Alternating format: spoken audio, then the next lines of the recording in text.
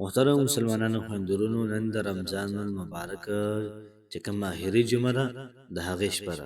کیدای شي بله پکې راشي یا پکې رانشي. نو تاسو د خپلو حاجتونو دپاره د رمضان المبارک په اخري جمعه باندې دا وظیفه وکړئ. دغه رنګې د خپلو مشکلاتو دپاره تاسو دا وظیفه وکړئ. څومره تاسو په غمونو کې، مصیبتونو کې، ټینشنز کې د هغې نه د وتو دپاره محترمو دا وظیفه وکئ.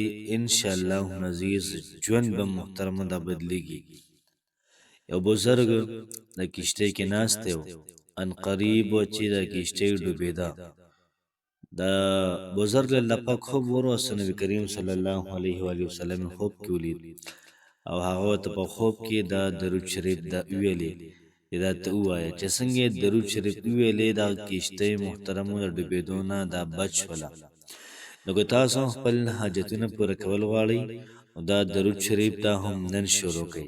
که تاسو خپل مشکلات حل کول غواړئ نو هم دا درود شریف محترمو نن شروع کړئ. انشاءالله العزیز په ژوند کې هم بهار راځي، په ژوند کې هم خوشحالۍ راځي. تقدیر د بدلیدو وظیفه ده محترمو.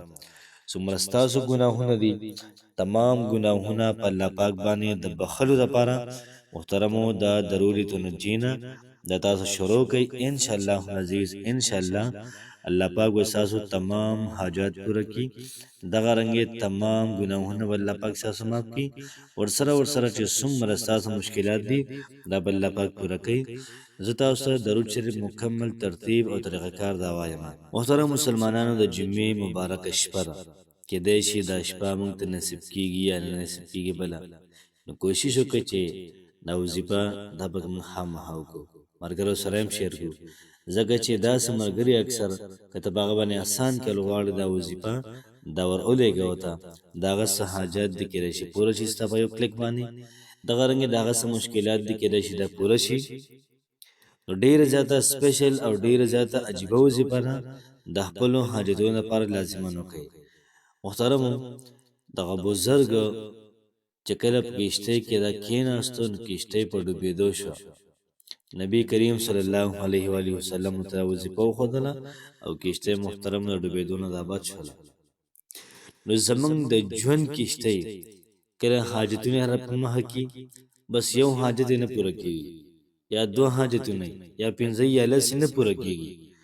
زموږ د ژوند د کشتۍ هم کله کله دا حاجتونه لقۍ را لقۍ په زړه باندې ارماني خواهشي هغې کله کله خوځئ را خوځئ ډوبئ، موږ ډوبېږو.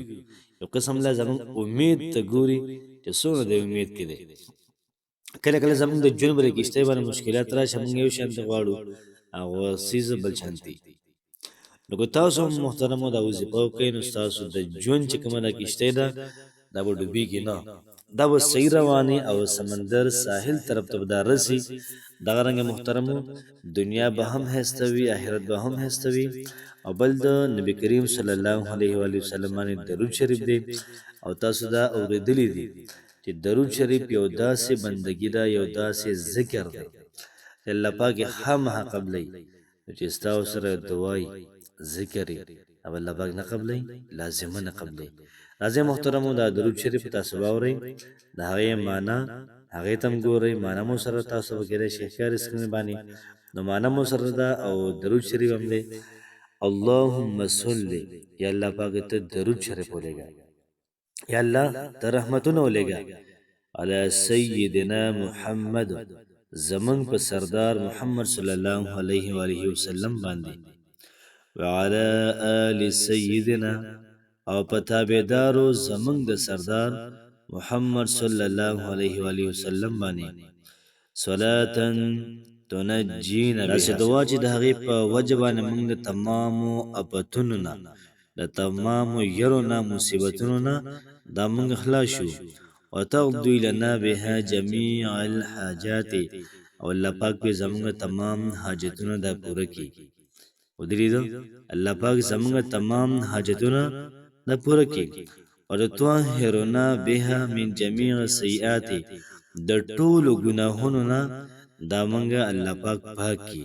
د څومره ګناهونه ستا دي هغې نه هم پاک شه پکې.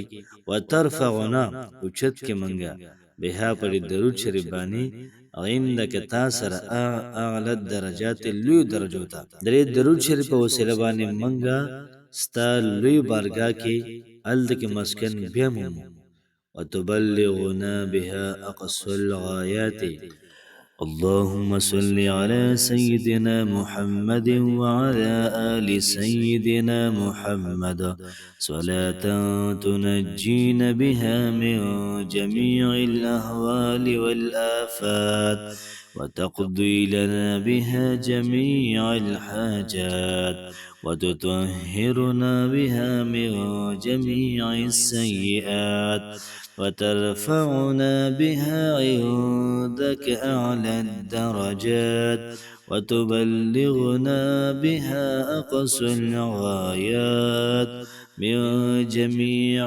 الخيرات في الحياة بعد الممات إنك على كل شيء قدير. زبې ترتیب او درغه کار به داسې شي چې تاسو به یولس پرې درود ابراهیمي ووایئ.